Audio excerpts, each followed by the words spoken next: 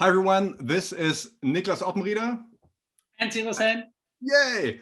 This is a VegMed wrap-up. If you have been to VegMed and just can't get enough of it, or if you haven't been there and just want to know what we've been doing at VegMed, these are our two most important takeaways for today. And I'll give the word over to Niklas. Niklas, what is your favorite takeaway from today? Takeaway number one: every researcher, every scientist, regardless of the field, agriculture, health, climate science, agreed massively on that the most important and first step to solve these crises is to reduce the amount of animal foods massively.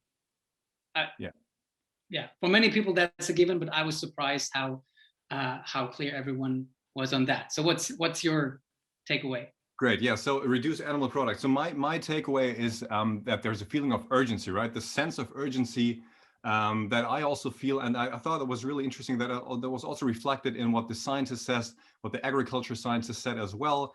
They're frustrated. They said, they use really harsh words to, pretty much let us as health professionals also know, hey, we have to do this together. We're in this together, and we don't have that much time left. So let's really do it now.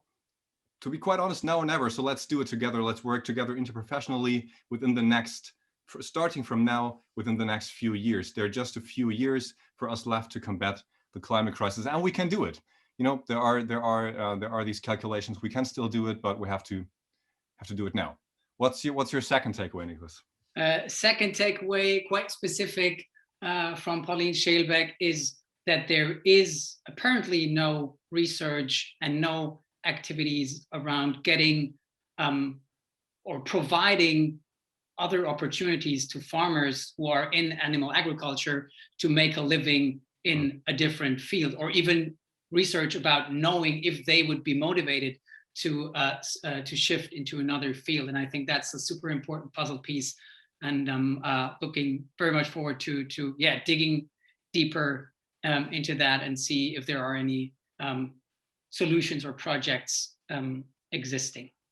Yeah, cool. So more need for science here as well, for scientific evidence. So my second takeaway is that when we look at diet, it's really not about specific foods, right? It's about the dietary pattern.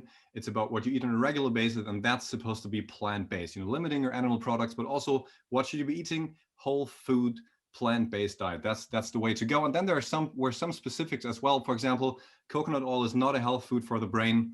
And Shireen Kassam mentioned that we should really be clear in our message when it comes to alcohol and cancer. Alcohol is a